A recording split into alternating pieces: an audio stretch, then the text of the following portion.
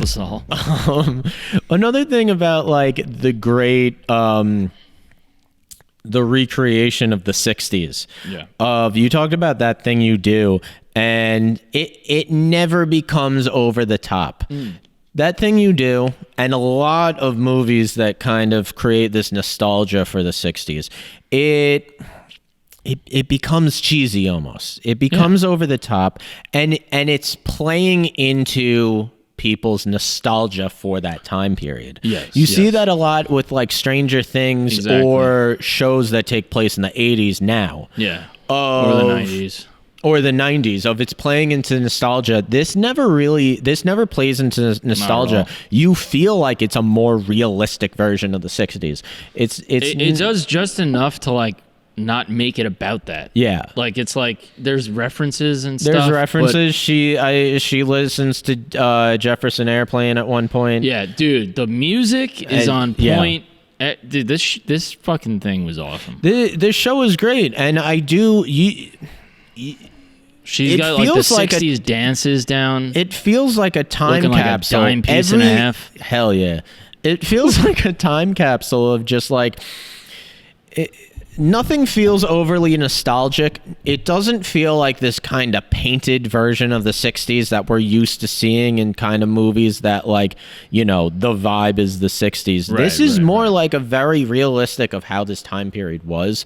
And they just get it down perfect. Also, like the fact that it's kind of the early 60s, not the late 60s. So I think it ends in 68, right? Right. Russia is in 68. But in the beginning, when like it's still almost 50s-ish. Right.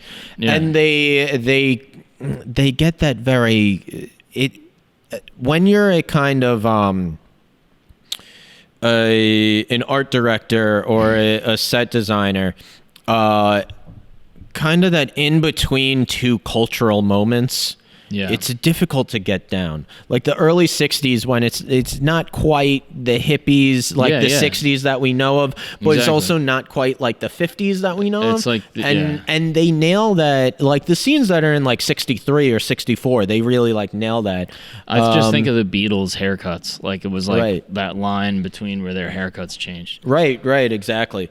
And but then when it goes into 68, you know, they get that time period down perfectly, and they could have went more into like, and I'm glad that they didn't do this. They could have went more into like the hippie vibes of it, especially when now she's hanging out with college kids.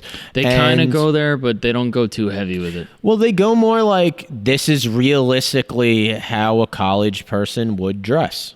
Yeah. It's a little hippie-ish, but it's not over the top like some other movies would have done, like how Forrest Gump would have done. Dude, and I love how like the accuracy of just like even going back to that you know, that weird feeling of like seeing your high school friend, but now they have a kid, like she had a kid, and like you could just tell she fucking hates her life. She hates when she such sees a common tale. The like mean girl from high school later on. Well, here's the thing of like, there is almost a judgment from the mean girl to Beth, like, because there is almost like, but there's a jealousy. There's a jealousy. Well, I saw that scene as just like, I hate my life, but like at least I did what I was supposed to do. At least I'm married and I have a kid, and you're like, you know, going off doing chess things. That's how I read that scene. I took it like she was straight up jealous. Oh, all right. I mean, that's how I read that scene. Demi Lovato was just on Rogan. Okay.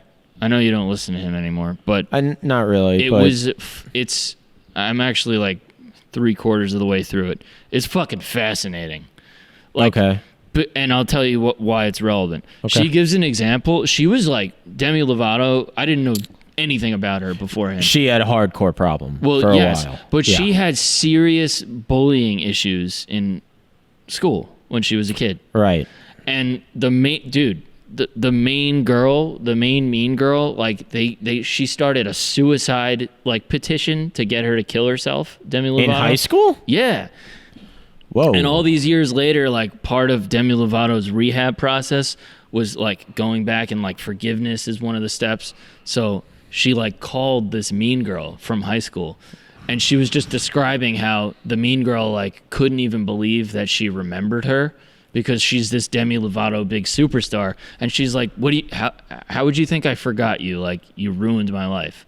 Like, obviously in the Queen's Gambit, it's not a suicide pact, but I just find that dynamic to be interesting, where it's like, you know, you were the fucking dude, like you were the hot shit in high school. Now I'm the shit, and like the roles are reversed, and you hate your life. Like it's just, I don't know. I mean, being a bully doesn't pay off. I read that scene differently, but I mean, I do like that reading of it.